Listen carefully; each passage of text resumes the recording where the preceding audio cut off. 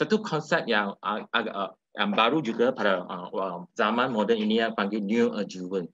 Maksudnya pengubatan sebelum operasi untuk kecilkan kanker supaya kecilkan kanker begitu bisa jalani operasi konservatif payudara yang pastinya tidak mahu mastektomi, terutamanya pada golongan yang muda. So ataupun dalam kategori yang lain, kanker yang besar dan tidak dapat dioperasi langsung. So lepas kemoterapi ataupun terapi biologis bisa operasikan.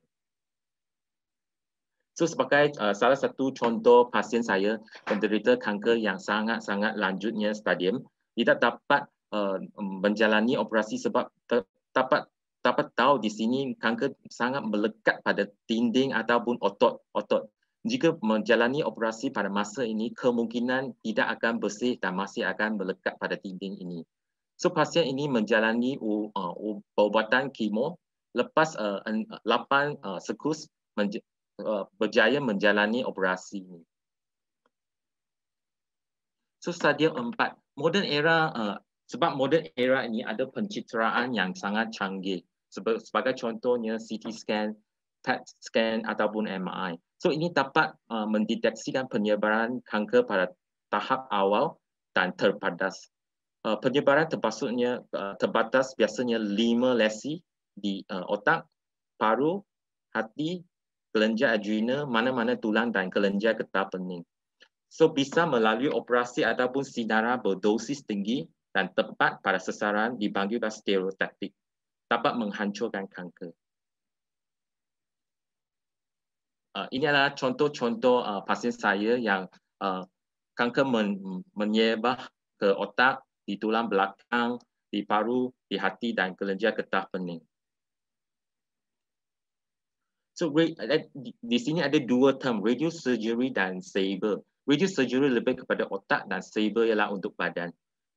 So CyberKnife akan melancat macam yang Ibu Josephine kata tracking, melancat tumor yang bergerak tepat sekali dengan pencitraan selang masa tertentu sebelum setiap radiasi. So persediaannya sangat-sangat senang. Untuk yang otak hanya perlukan satu mask topping sahaja. Yang untuk yang badan perlukan satu yang panggil blue bag untuk acuan dan satu vest. Sebelum CyberKnife dijalankan, dia perlu simulasi. Simulasi maksudnya dapatkan image ataupun yang terbaru ini akan dimasuk kepada komputer sistem ataupun robotik sistem kami untuk perancangan. So waktu memberikan CyberKnife sinaran itu, technician akan mengoperasikan robot di satu bilik, tetapi kami masih menggunakan CCTV untuk memantau pastikan pasien dalam keadaan yang bagus. So inilah contoh selepas berjaya menjalani CyberKnife di otak selepas 5 bulan tidak nampak lagi. Dekat peparu selepas 1,5 tahun. Di tulang belakang selepas 6 bulan, aktivitas itu tidak dinampak lagi. Nah, ini selepas 4 bulan di hati. So inilah waktu sebelum menjalani CyberKnife. Boleh nampaknya semua agak gembira, tidak nyeri langsung. So selepas perubatan selesai, siap pulang. Tanpa perlu masuk ke ward, diinapkan. So perubatan saber ini melalui database Amerika daripada 2004 sampai 2015. Dari waktu ke waktu radioterapi saber ini sangat-sangat sering digunakan. Dan kelangsungan hidup rata-rata daripada 39 ditingkatkan daripada 28 bulan dengan gunakan radioterapi yang biasa. So SRS, satu term lagi, SRS ataupun saber, so cocok untuk kanker yang tak besar sangat. So tadi ada satu penonton tanyakan stadium ketiga. So kebanyakan tidak lebih cocok kepada kanker yang tak besar sangat dan biasanya rawatannya 1 sampai 8 kali perubatan saja dengan dosis radioterapi yang tinggi. Radioterapi yang sangat efektif dan bersifat ablatif. maksudnya akan menghancurkan atau merosakkan semuanya yang macam pembedahan ataupun operasi. Tidak invasif, tidak nyeri, tidak sakit, tiada pendarahan, luka ataupun ubat bius diperlukan. Masa ubatan biasanya dalam lingkungan 15 sampai 30 minit. Semuanya pesakit luar. Tidak perlu diinapkan. So untuk kanker paru stadium 1 sampai 3A biasanya perubatan ialah melalui operasi. Operasi jika kanker itu pada satu bahagian sahaja menjalani lobectomy. Jika di tengah-tengah ini perlu buangkan semua keseluruhannya, dipanggilkan pneumonectomy. Stadium kanker paru awal, tapi fungsi paru rosak disebabkan biasanya merokok ataupun banyak penyakit kronis. Bisa menjalani bedah. So itu soalan setiap pasien akan tanya-tanyakan. So daripada kajian ini, seiba lawan dengan operasi, daripada kelangsungan hidup, tiada bedanya 3 tahun. Boleh katakan sedikit lebih bagus daripada operasi. Daripada 95% lawan dengan 80%. Dari segi kekampuhan, tak ada beda sangat daripada chart ini boleh nampak. So ini salah satu pasien dengan Ibu Josephine, 81 tahun, sebab dia tidak cocok untuk menjalani operasi. So dia menjalani CyberKnife ini. So ini dia sebelum, ini sebelum, ini semasa dan ini selepas selesaikan rawatan.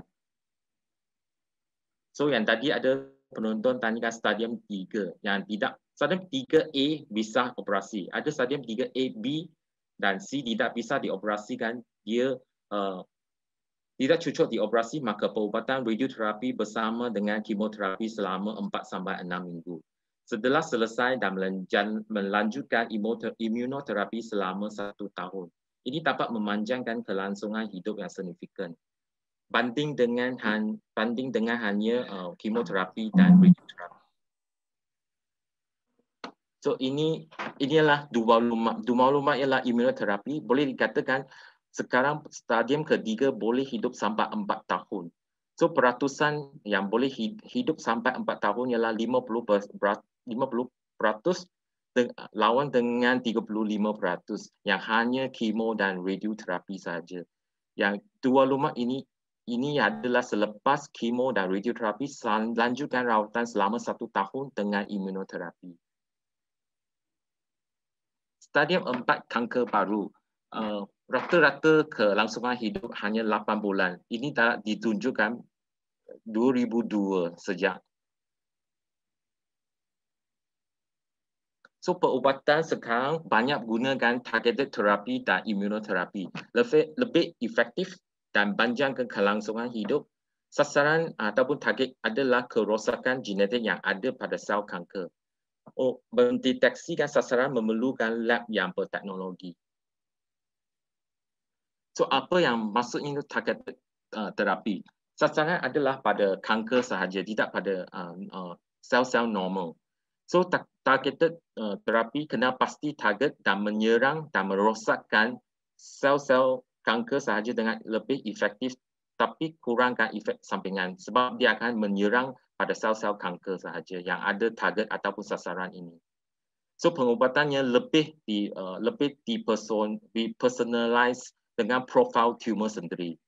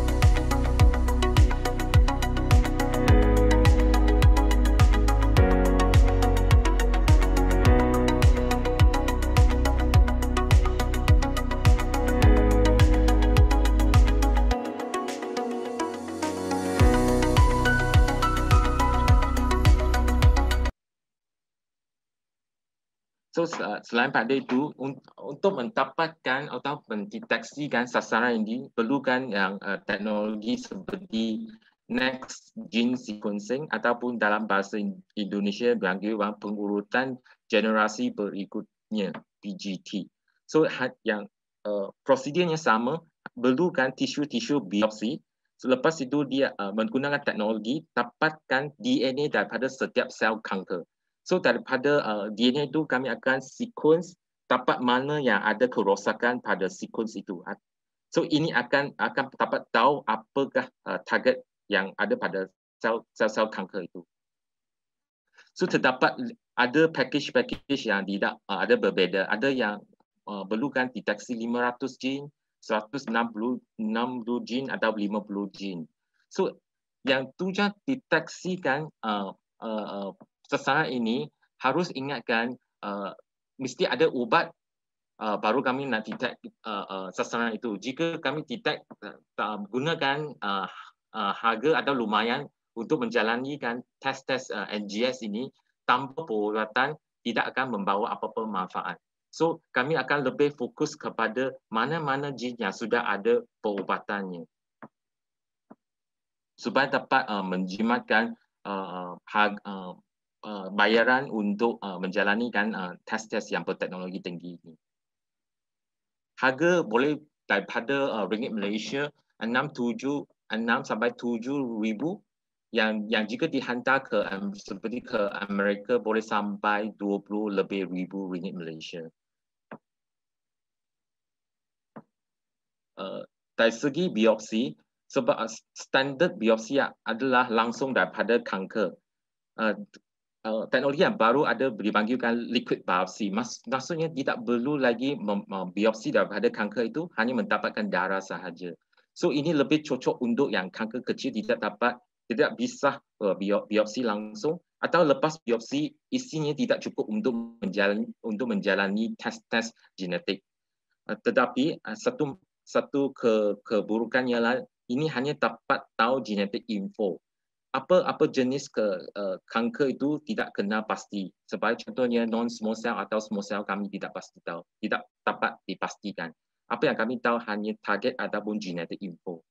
So sebagai diagram ini, di dalam pembuluh darah, tumor sel itu akan keluarkan DNA-nya di dalam saluran darah.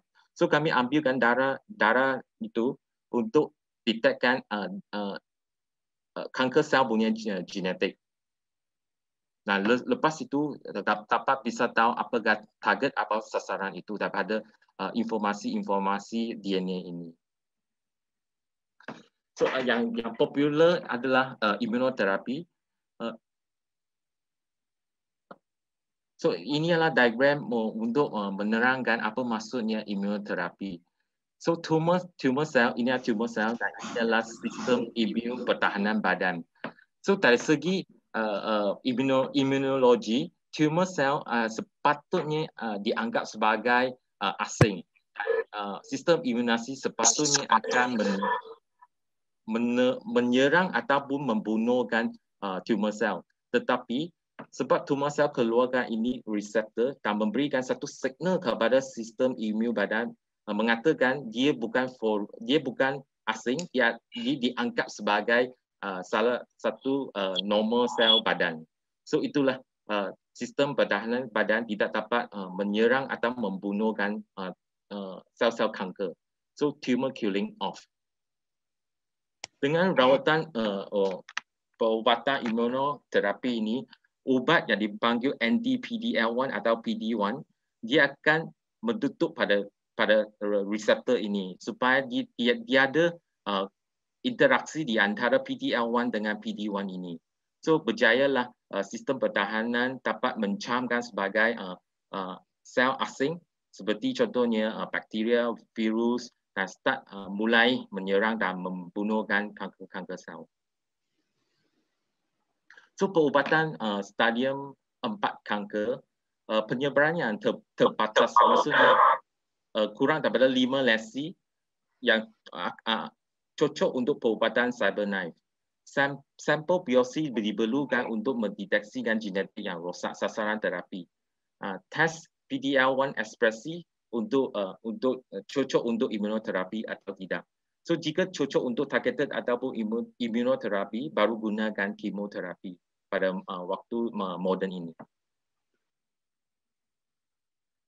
So contohnya targeted terapi telah meningkatkan kelangsungan hidup 32 bulan lawan dengan jika gunakan kemo yang biasa hanya 16 bulan.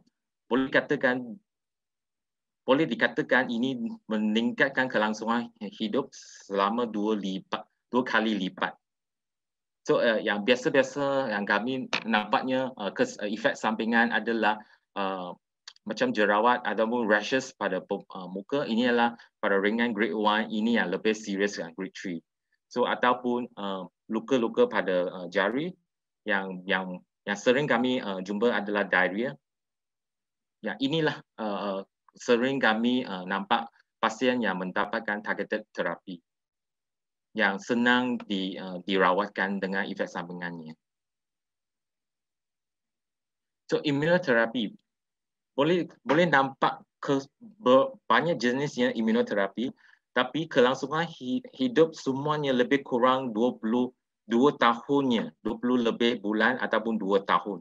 Berbanding dengan kemo biasanya dalam lingkungan 11 sampai 13 bulan sahaja. Rata-rata kelangsungan hidup. So boleh nampak di sini 5 tahun punya survival rate untuk stadium 4 30 tahun 32 bulan lawan dengan 16 bulan, hampir 2 kali lipatnya. So efek sampingan kemoterapi dengan imun langsungnya beda. So yang biasanya ini yang jumpa pada pasien yang mengambil rawatan kemo seperti muntah, letih, diarrhea, demam, masuk kuman, mulut pecah-pecah. Ini semua tidak akan ada pada imunoterapi. Imunoterapi lebih kepada inflamasi, maksudnya ialah reaction yang terlampau tinggi. Dia akan berlakunya inflamasi pada tiroid, pada paru, pada kulit, pada usus dan sebagainya. So langsungnya tidak beda efek sampingannya. Jangan lupa like dan subscribe.